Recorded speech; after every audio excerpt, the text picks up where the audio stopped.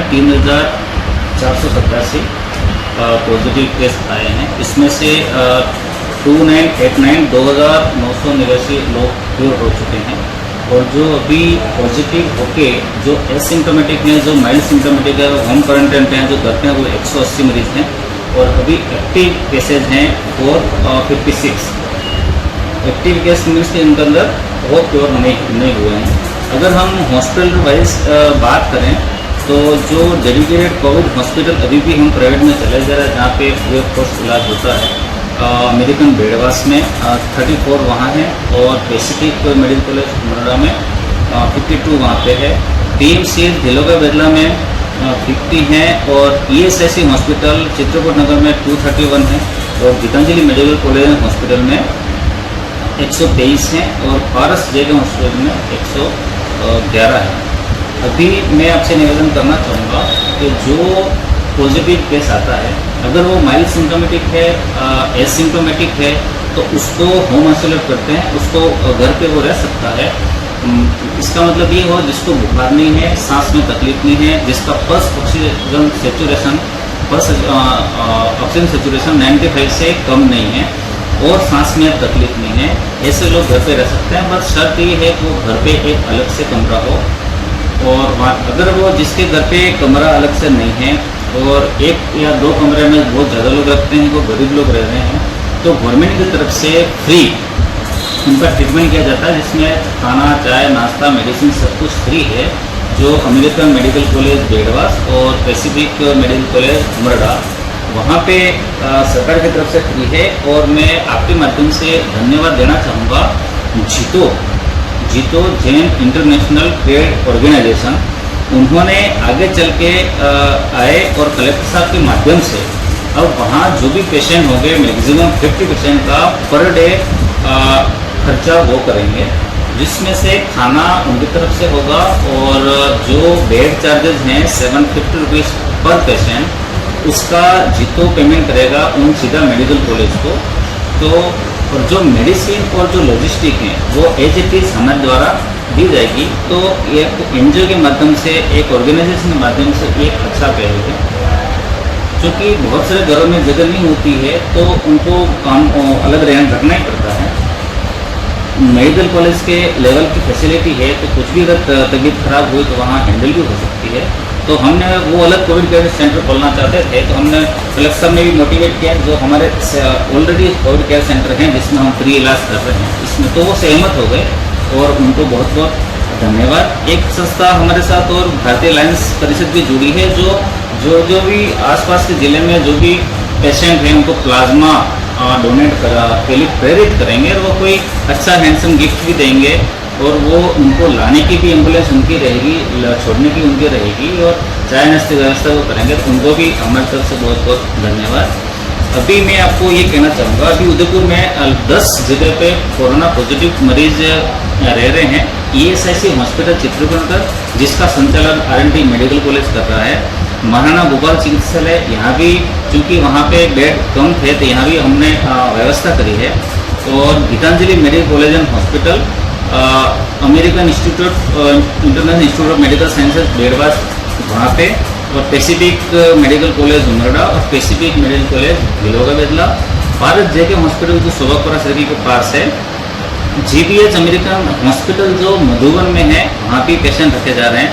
और शर्मा हॉस्पिटल जो सुखेर के पास है, और सनराइज हॉस्पिटल सेक्टर 6। इसके साथ ही कलेक्टर साहब की एक फ्राइडे को जो बैठक हुई 5:15 से 9:15 बजे तक, उसमें भी यही बात निकल के आई कि हमको बेड बढ़ाने की ज़रूरत है।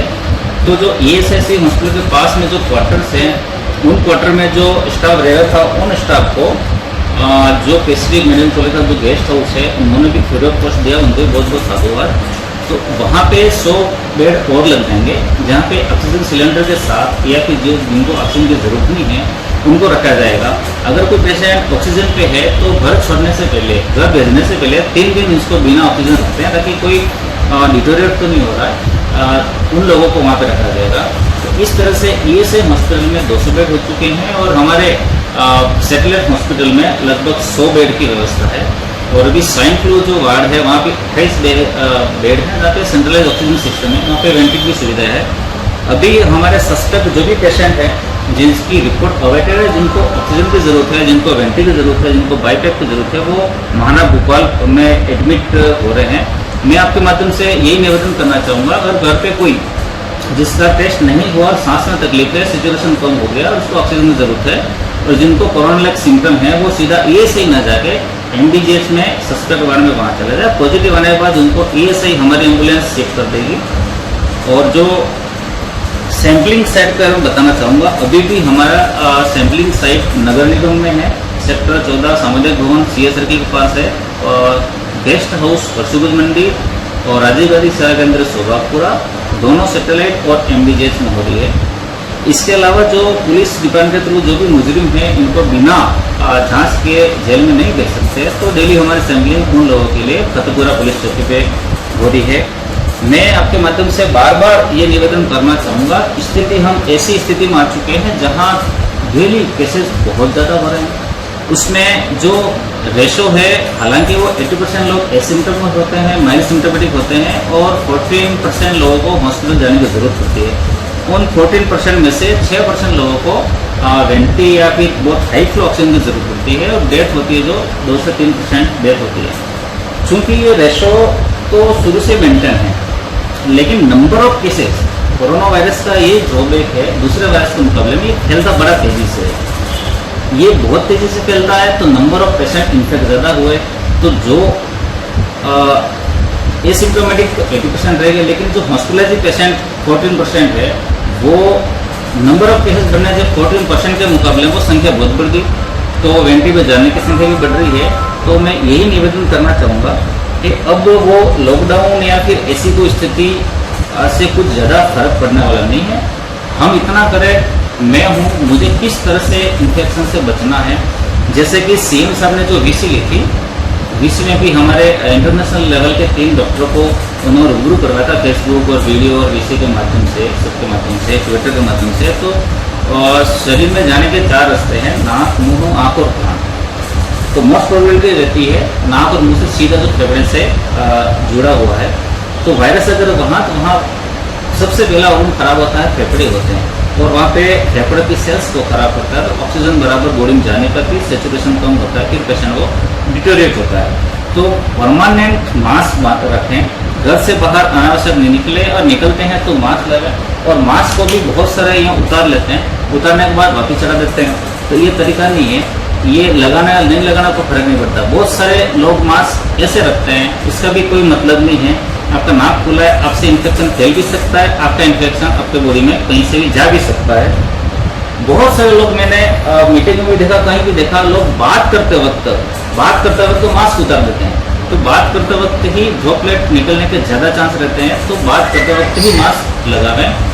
और बार बार हैंड सैनिटाइजर या बार बार साबुन पानी से हाथ धोएं। हाथ धोने के पीछे एक ही रीज़न है कि आप हाथ ही हैं जो नाक और मुंह को टच करते हैं बार बार। तो ये बार बार अगर मैं सैनिटाइज कर दूंगा, बार बार साबुन पानी से वॉश आउट कर दूंगा, तो वायरस खत्म होने के पूरे चांस रहते हैं। सोशल डिस्टेंसिंग की पालना करें।